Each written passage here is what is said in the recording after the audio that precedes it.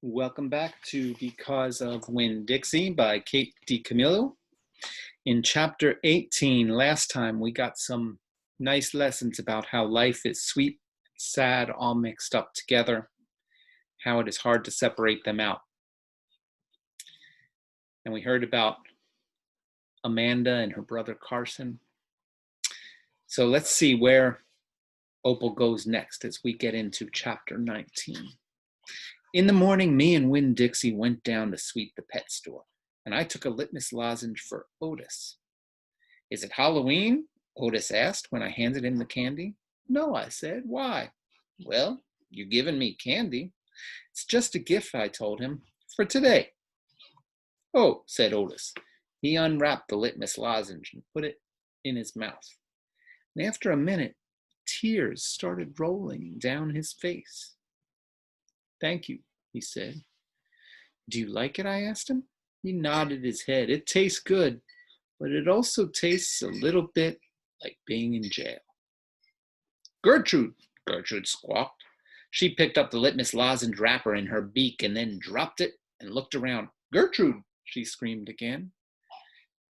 You can't have any, I told her. It's not for birds. Then, real quick, before I lost my nerve, I said, Otis, what were you in jail for? Are you a murderer? No, ma'am, he said. Are you a burglar?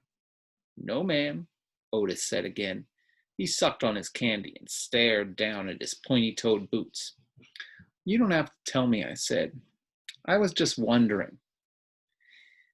I ain't a dangerous man, Otis said, if that's what you're thinking. I'm lonely, but I ain't dangerous. Okay, I said, and I went into the back room to get my broom. When I came out, Otis was standing where I left him, still staring down at his feet. It was on account of the music, he said. What was? I asked. Why I went to jail. It was on account of the music. What happened?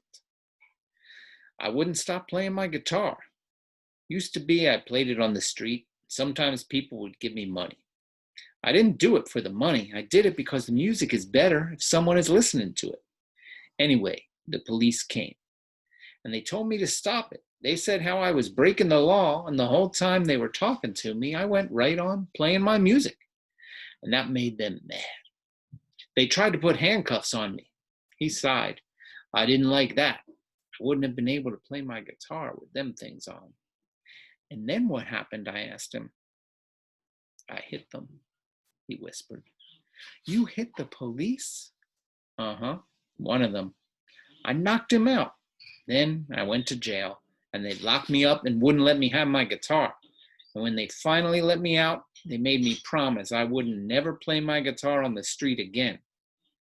He looked up at me real quick and then back down at his boots. And I only play it in here for the animals. Gertrude, the human Gertrude, she owns this shop. She gave me this job when she read about me in the paper, and she said it's all right for me to play music for the animals.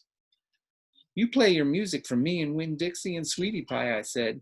Yeah, he agreed, but you ain't on the street. Thank you for telling me about it, Otis, I said. It's all right, he said. I don't mind.